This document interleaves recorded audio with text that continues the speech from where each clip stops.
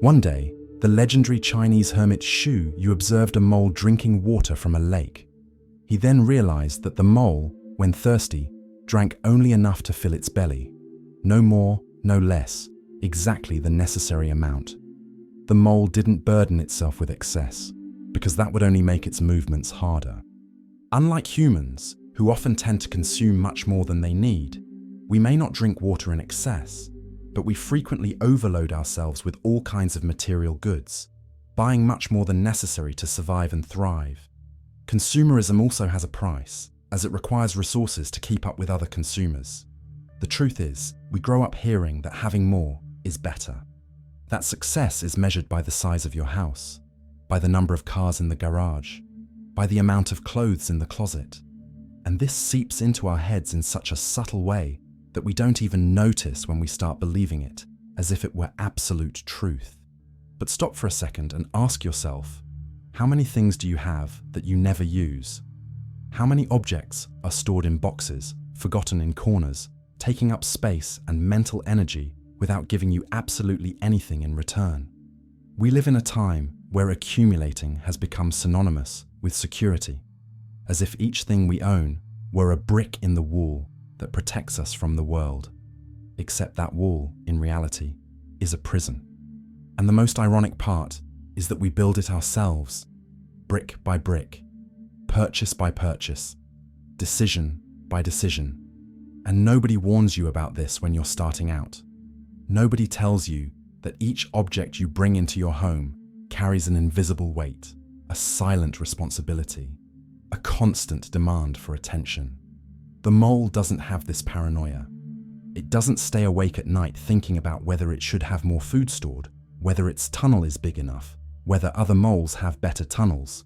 It lives with the essentials, and that's not poverty, it's clarity. When you truly observe nature, without romanticizing it, but also without dismissing it, you realize that almost no living being accumulates beyond what's necessary. Animals hunt when they're hungry, rest when they're tired, build shelters proportional to their needs. There's no craziness of having 10 pairs of shoes when you only have 2 feet. And maybe, just maybe, we can learn something from that. I'm not talking about giving up comfort or living in a cave, but about rethinking this unhealthy relationship we've created with things. Because deep down, way deep down, we know all this excess isn't doing us any good. We feel the weight. We feel the anxiety of taking care of, organizing, protecting all of this. And yet, we keep accumulating because stopping seems impossible, seems dangerous, seems wrong. It's in this scenario of excess and suffocation that minimalism appears. And look, when I talk about minimalism, I'm not talking about a clean aesthetic with white walls and strategically positioned plants for Instagram. I'm talking about a conscious decision to live with less because you understood that less can actually be much more. True minimalism isn't about style, it's about freedom. It's about looking at your life and realizing that half the things you have don't serve you, don't bring you joy, don't help you at all. And that maybe, by letting go of them, you gain something much more valuable: time, clarity, peace. Some people hear about minimalism and think it's radical, that it's living with nothing, that it's some kind of self-imposed punishment. But that's not it. It's the opposite. It's realizing that each thing you own demands a piece of you. It demands decision-making, maintenance, mental space. And when you simplify, when you choose to keep only what truly matters, you're not losing anything. You're freeing yourself. Think about it. How many times have you stood in front of your closet not knowing what to wear, even though you had dozens of options? How many times have you spent hours looking for something that was lost among so much accumulated stuff? How many times have you felt that inexplicable tiredness just from looking at the mess around you? This isn't normal. This is the price of excess. Each object you have is a micro decision your brain needs to make. And when you have many objects, you have many micro decisions all the time without stopping. This generates a constant background noise in your mind, a fatigue you don't even realize where it comes from. Minimalism simplifies this. Not because you're going to live with 3 shirts and 1 pair of pants, but because you're going to have only what makes sense for you. And this, believe me, changes everything. It changes how you wake up, how you move through your house, how you feel in your own space. Living with less isn't giving up comfort. It's giving up what was never really comfort, but you thought it was because everyone told you it was. Now, there's a danger here that needs to be said with complete clarity.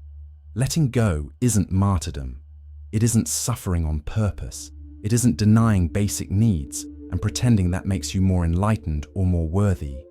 History is full of examples of extreme asceticism, of people who thought salvation was in depriving themselves of everything, in living at the limit of survival, as if that was some kind of supreme virtue.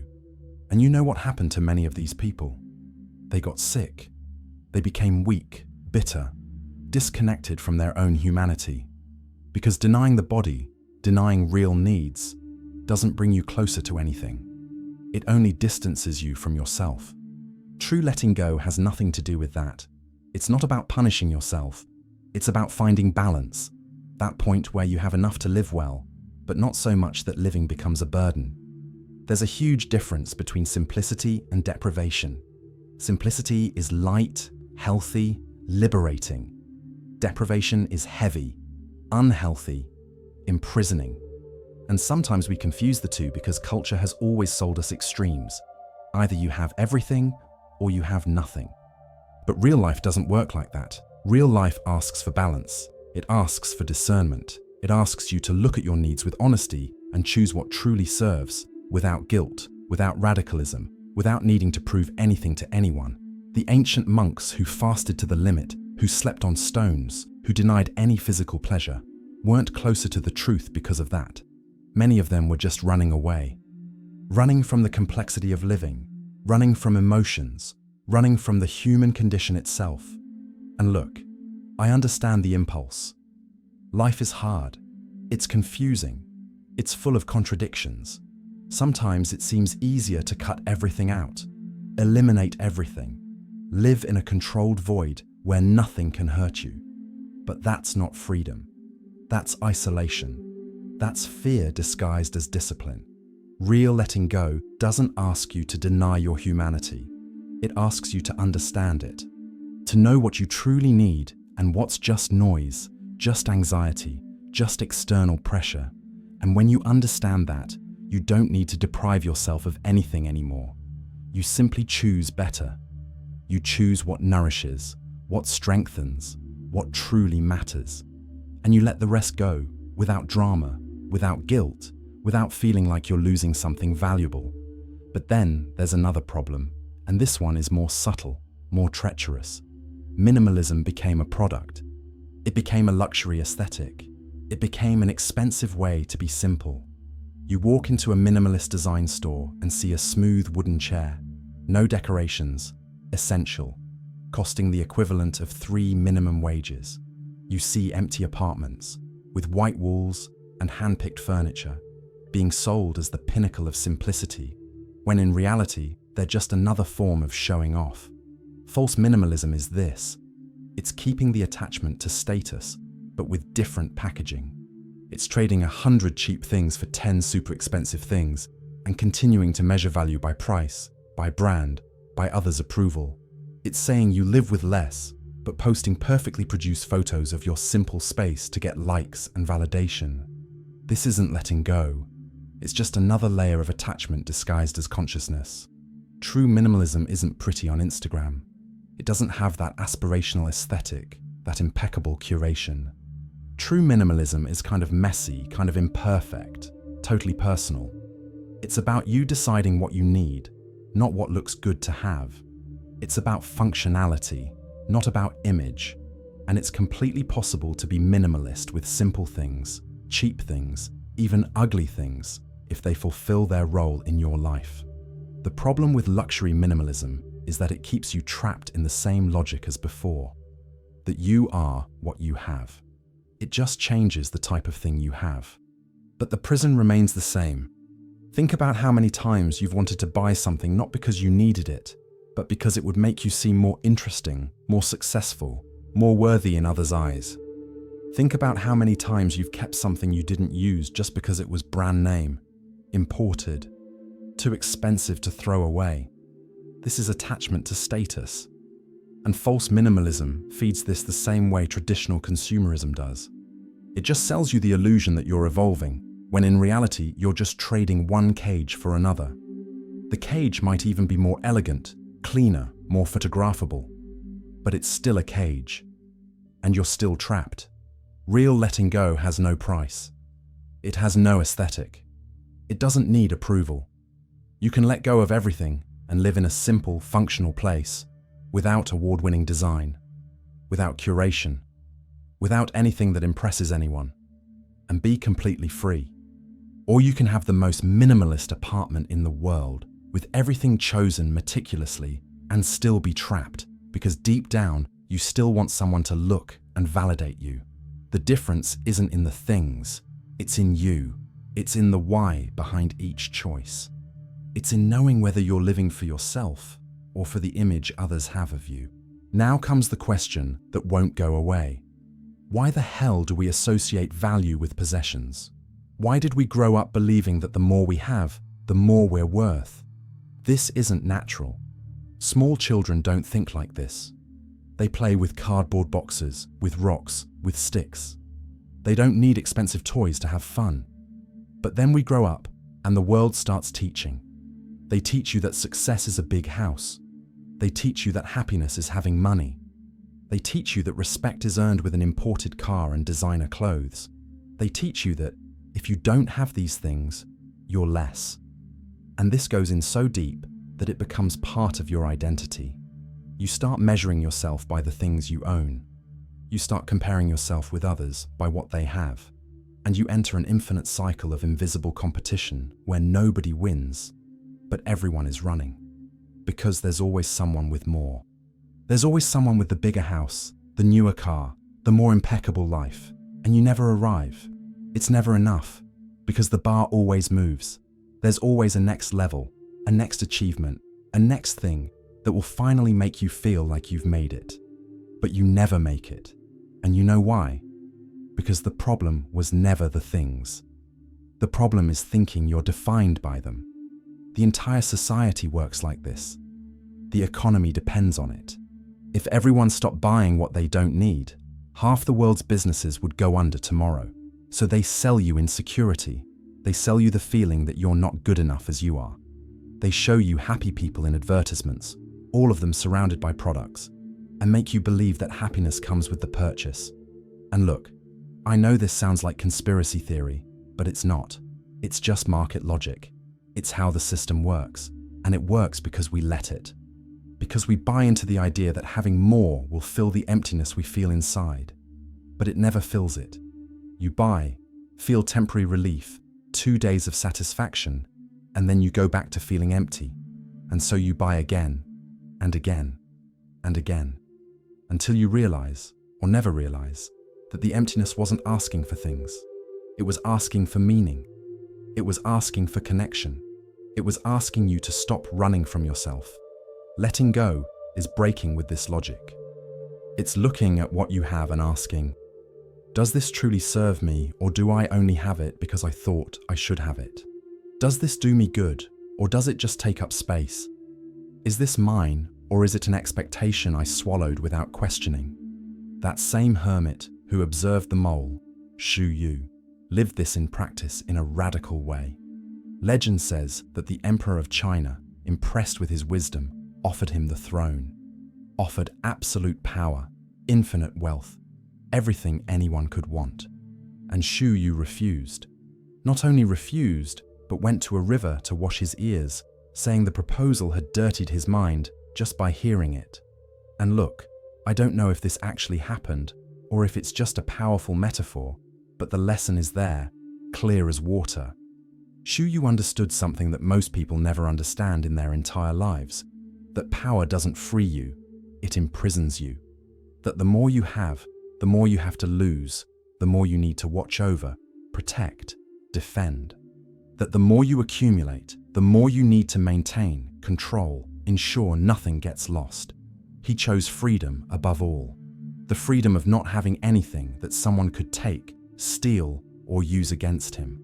The freedom of not needing to defend positions, justify choices, maintain appearances. The freedom to simply be, without the chains that come with possessions and power.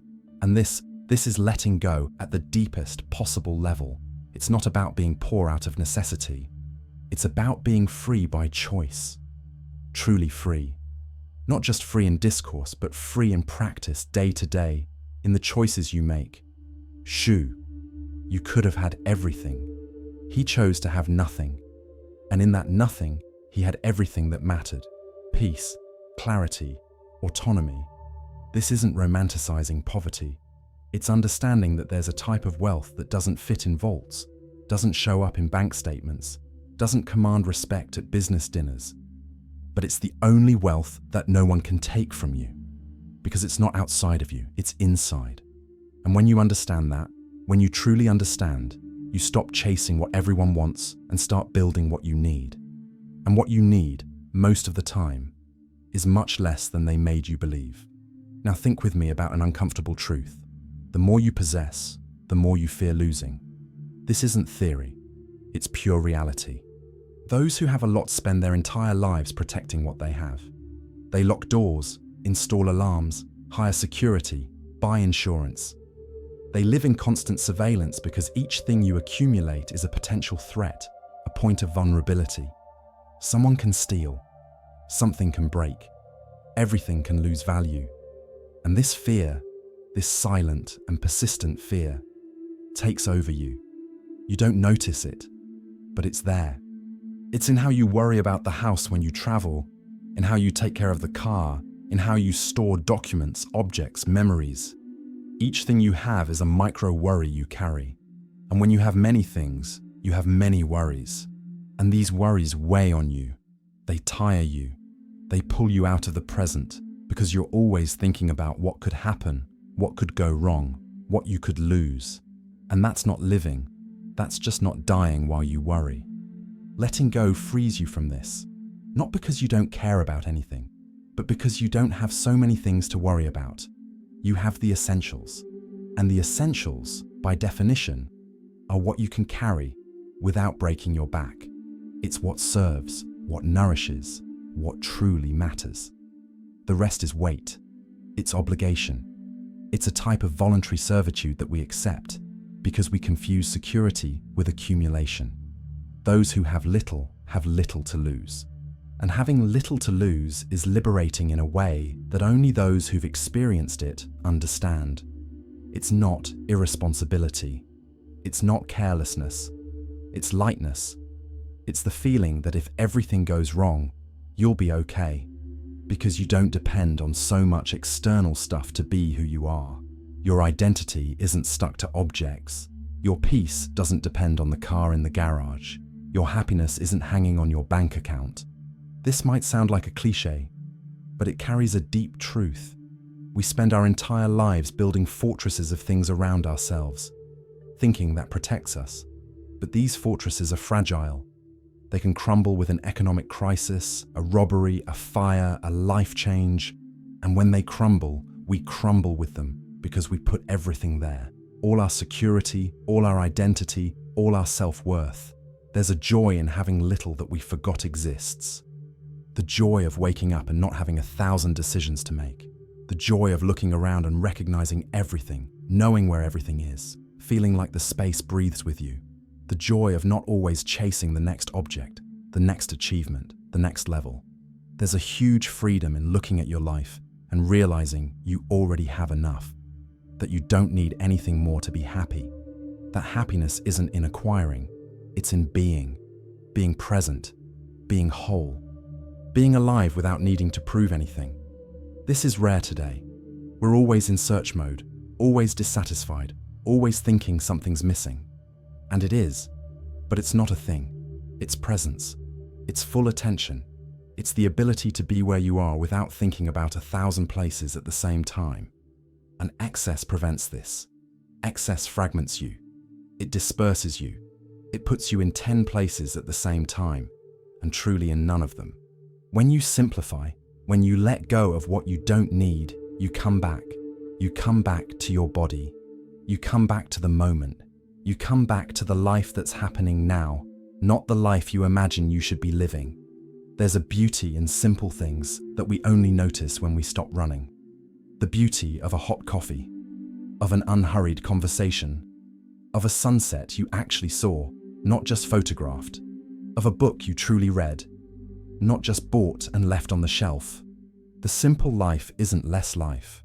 It's more life, because you're there, you're experiencing, feeling, truly living. You're not just accumulating experiences to talk about later.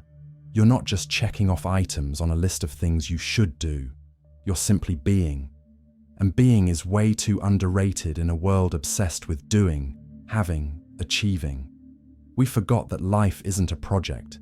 It's not a to-do list. It's not a race to see who gets there first, who has more, who achieves more. Life is this right here.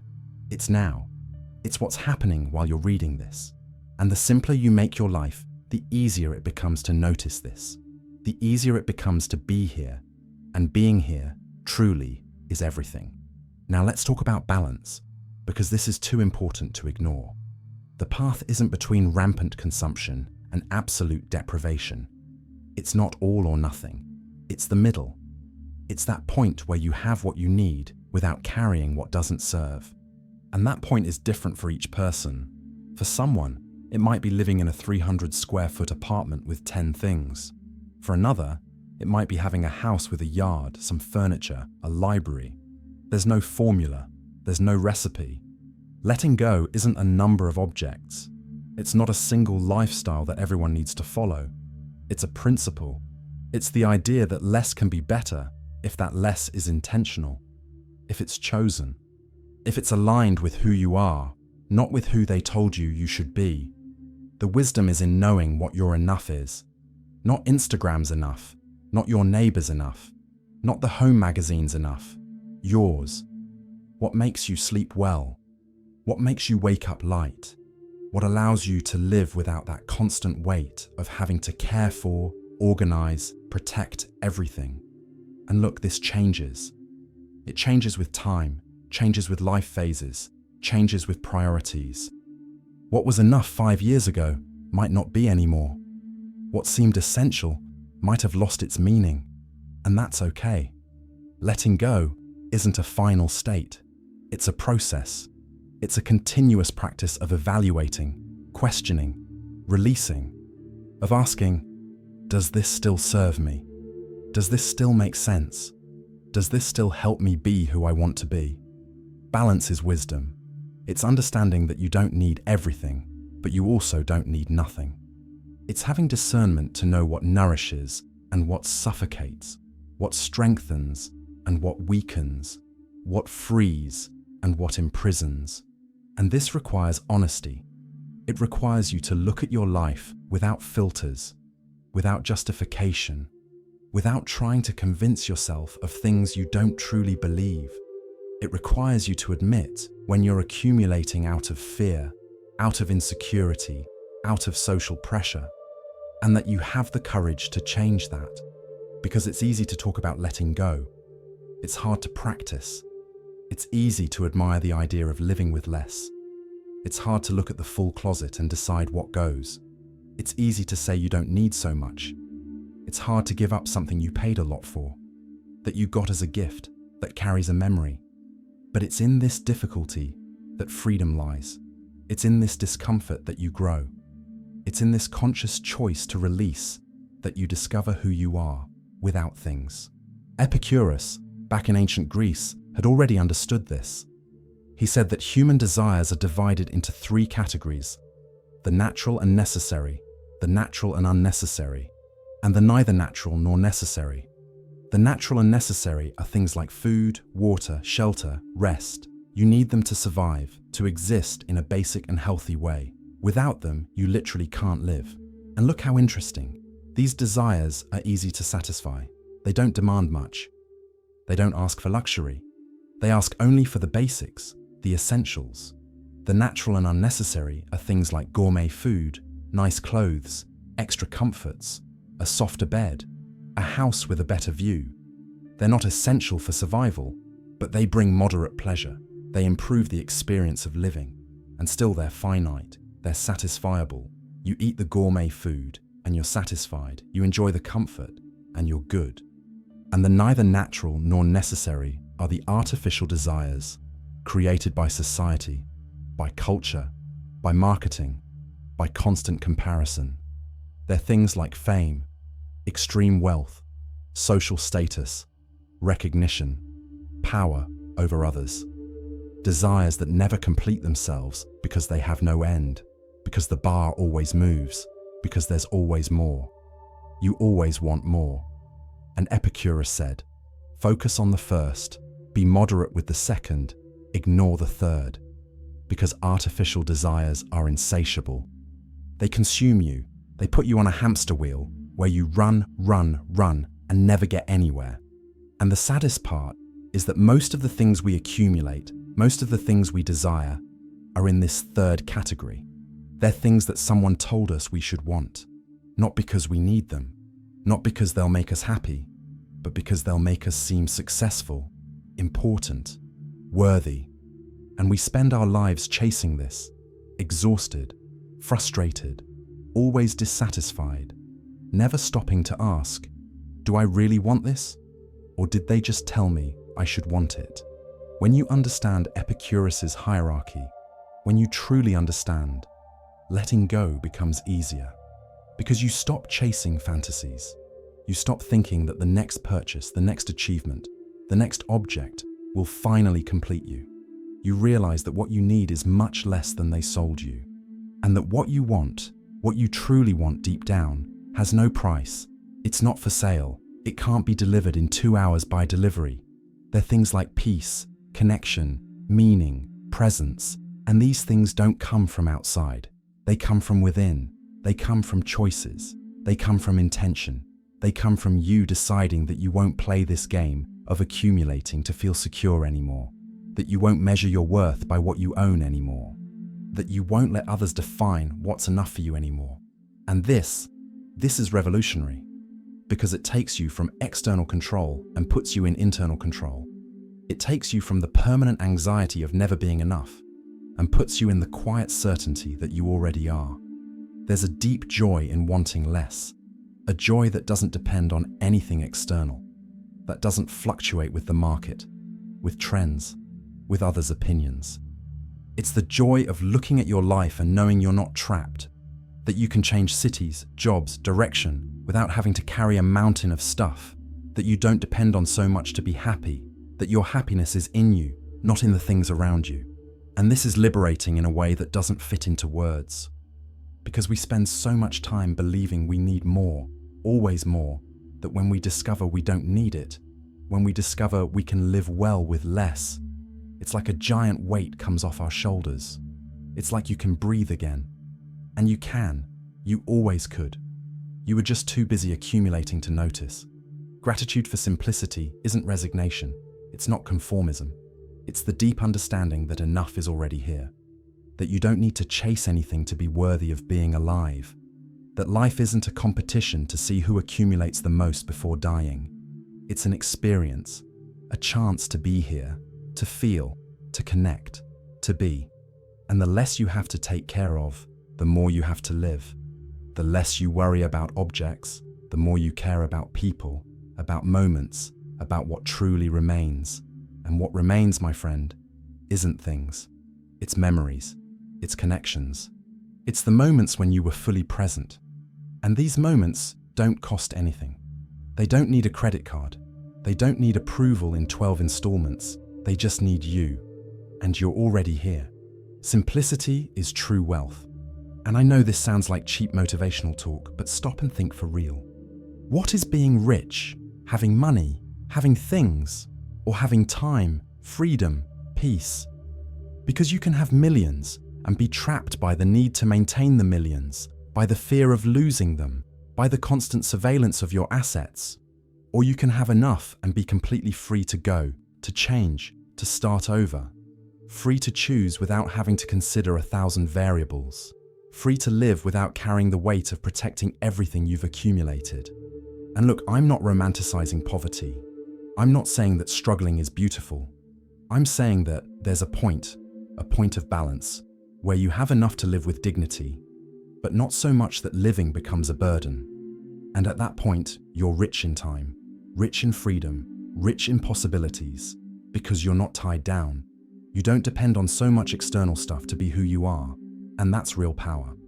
Not the power to buy whatever you want, but the power to not need so much, to not be at the mercy of the market, of trends, of others' expectations. It's the power to be autonomous, to be whole, to be free, in a way that no accumulation can give you. Now let's dive into something few people talk about: the psychological dynamic of accumulation. Why do we hold on? Why can't we let go? There are several layers to this. There's fear. Fear of needing it in the future. Fear of regret. Fear of throwing away something valuable. There's nostalgia. That object that reminds you of someone, some moment, some version of yourself that doesn't exist anymore. There's validation. That brand name outfit you never wear, but that makes you feel like you're somebody. Each object carries an emotional charge. And when you accumulate, you're not accumulating things. You're accumulating unresolved emotions. You're postponing decisions. You're clinging to past versions of yourself because letting go seems painful, seems definitive, seems like a small death. And it is. Letting go is a small death. It's letting die the version of you that used to wear that needed that identified with that. And it hurts, because we don't like leaving versions of ourselves behind. We want to believe we're still who we were, that we still can be, that we'll still need it, but we won't. And deep down, we know it. We just don't want to admit it, because admitting is accepting that we've changed. That time has passed, that some things stayed behind and aren't coming back. And accepting that is growing. It's maturing.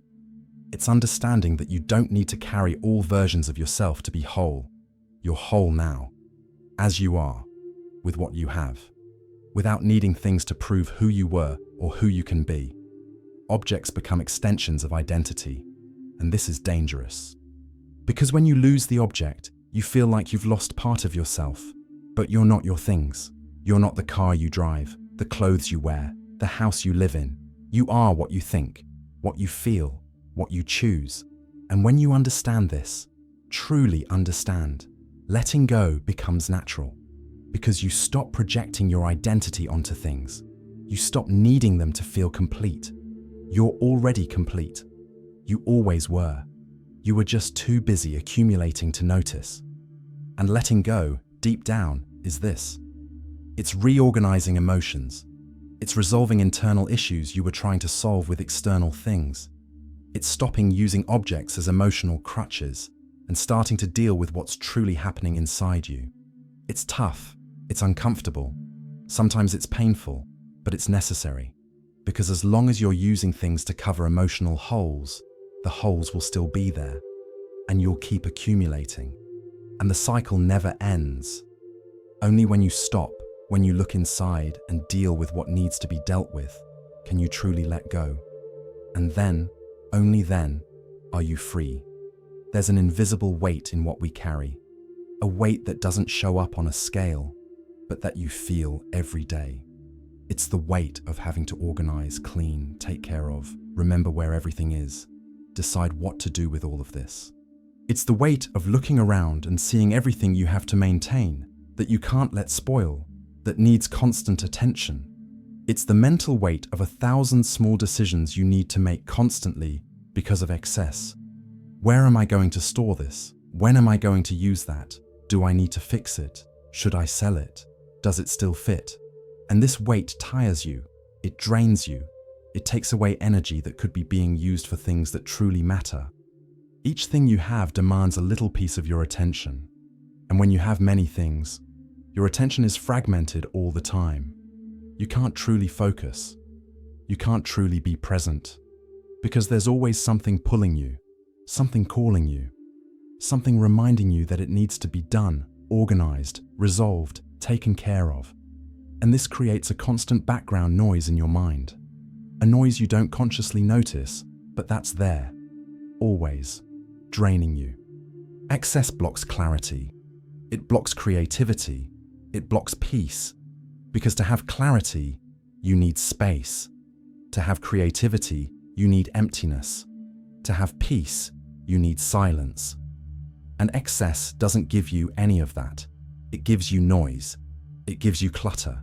It gives you a permanent sense that there's something you should be doing, organizing, resolving. And this never ends. As long as you have excess, you'll have this weight. Always. The only way out is to simplify. It's to let go. It's to create space, literally and metaphorically, for you to breathe. Letting go is an act of silent courage, and I call it silent because nobody's going to applaud you for it.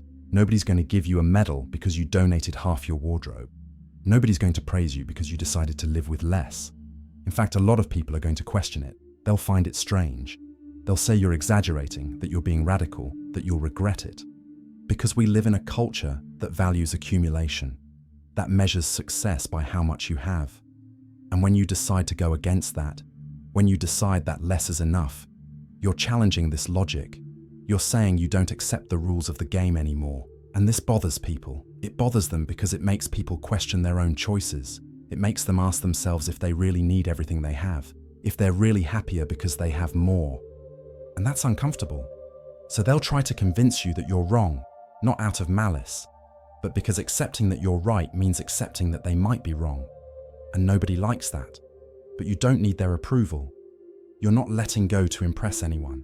You're letting go for yourself, to have a lighter, freer life, more aligned with who you truly are.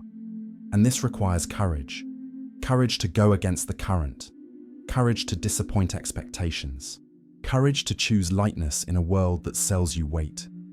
Letting go requires you to face fears and guilt. Fear of making the wrong choice. Fear of needing it in the future. Fear of regretting it. And guilt. Guilt of throwing away something that cost a lot. Guilt of discarding something someone gave you as a gift. Guilt of releasing memories, past versions of yourself, dreams that didn't come true. But courage isn't the absence of fear.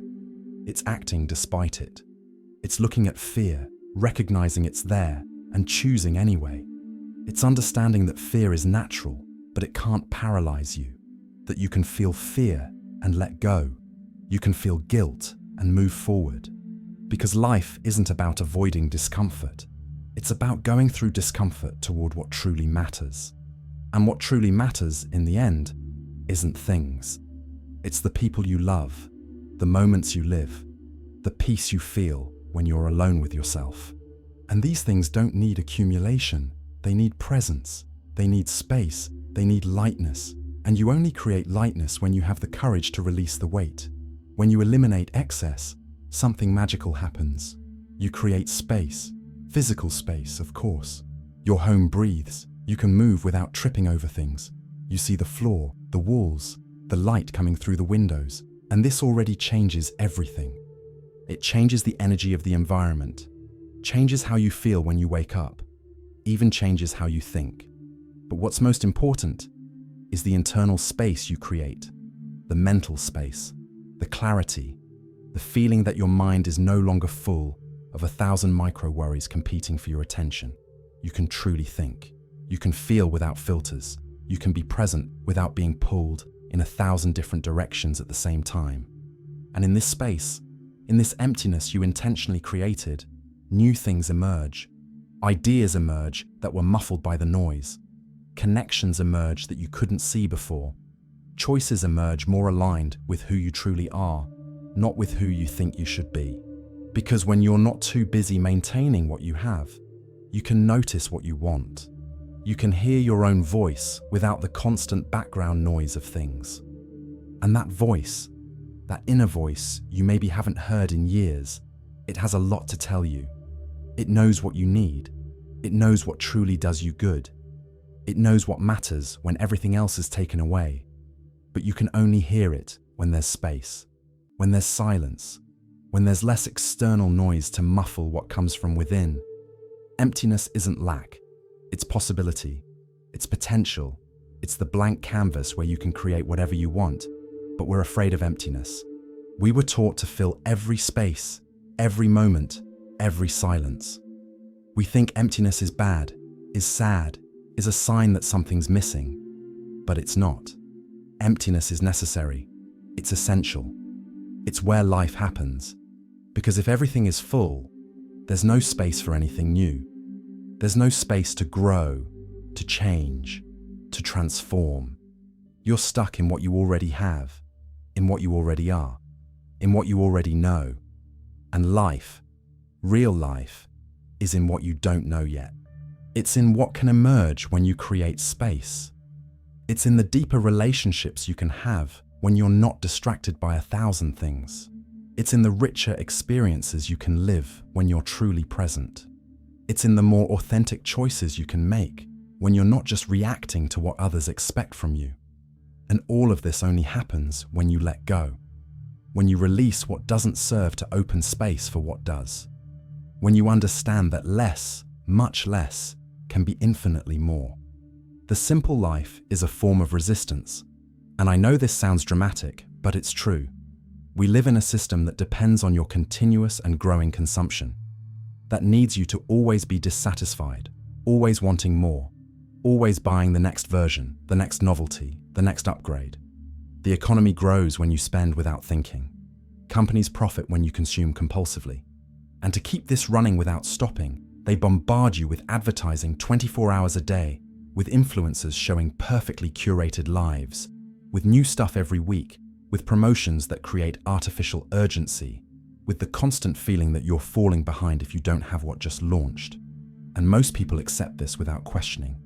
They buy, accumulate, discard when they get tired of it, buy again thinking this time will be different. They enter the cycle. They become a cog. They feed the system without realizing they're being fed by it. But when you decide to live with less, when you consciously and consistently say no, when you stop consuming compulsively and start choosing intentionally, you exit the game. You stop feeding the machine. And this is revolutionary in the only sense that truly matters. You recover autonomy over your own existence. Not in the sense of overthrowing governments or changing power structures, but in the sense of recovering autonomy, of recovering control over your own life, of deciding that you won't let them tell you what you need anymore, what you should want, how you should live. You decide. You choose. You build your life according to your values, not according to what someone is trying to sell you. And this is power. It's freedom. It's resistance. And about this, I left something in the first pinned comment that deepens this reflection. Simplicity takes you off autopilot. It puts you in command. It makes you question each choice. It forces you to think, do I really need this, or do I just want it because everyone has it? Will this improve my life, or will it just take up space? Does this bring me closer to who I want to be, or does it distance me? And these questions, these simple questions, change everything, because they take you from the position of passive consumer and put you in the position of active creator of your own life. You're no longer just reacting. You're choosing. And that's the difference between living and just existing, between being yourself and being what marketing decided you should be. And look, I know this doesn't change the world. It won't overthrow capitalism.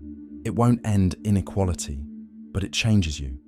And when you change, when you free yourself, you inspire others, without preaching, without forcing, just by existing in a different way, just by showing it's possible.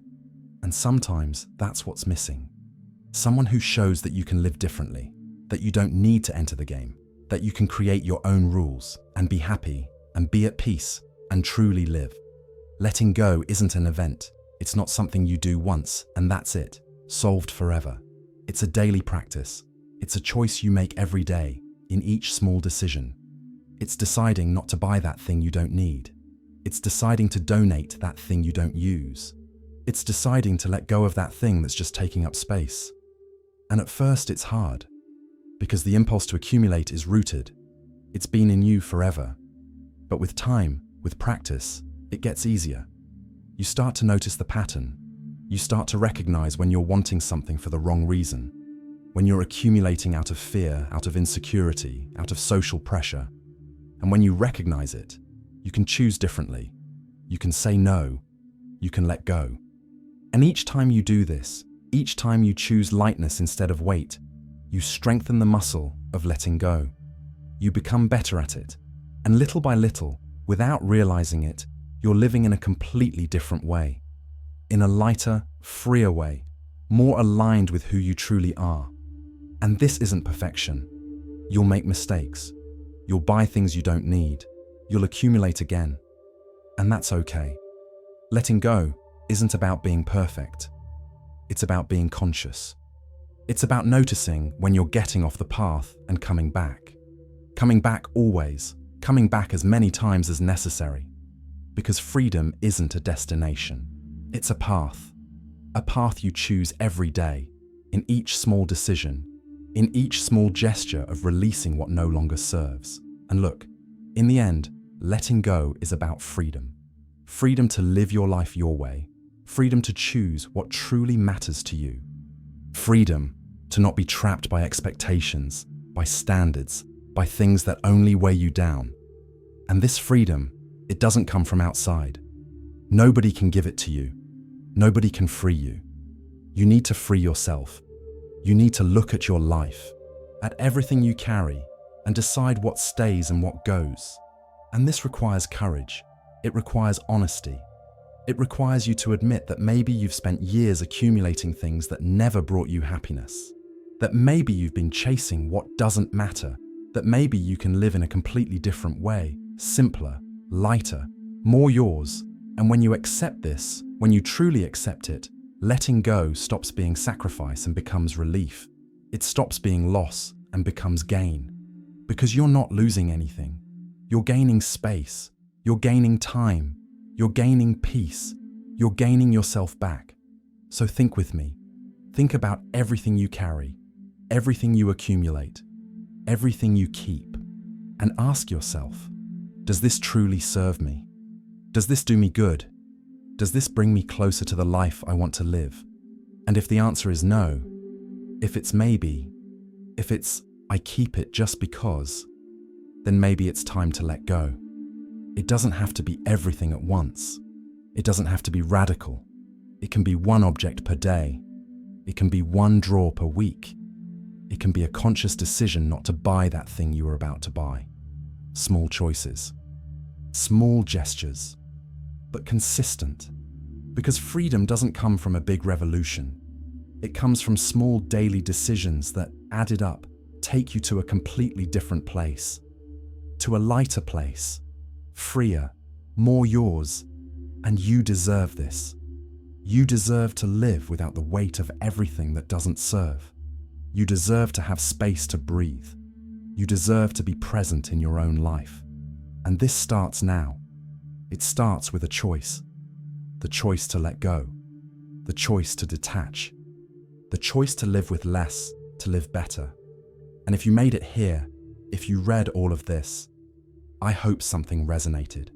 I hope you felt, even if just a little bit, that desire to change, to simplify, to let go of what doesn't serve. Because life is too short to be spent carrying weight you don't need to carry. And you have the choice. You always did. The choice to live differently, to be free, to be light, to be you. And this choice, this is the best choice you can make. Not because someone told you, not because it's trendy, but because you deserve it. You deserve a life that's truly yours, without excess, without weight, without noise, just you, present, whole, free. And that, my friend, that's everything. If this video made you rethink something, if it made you question what you've accumulated, leave a like down below. And subscribe to the channel, because we'll keep exploring these ideas, these reflections on how to live better, more consciously, more freely. See you in the next video.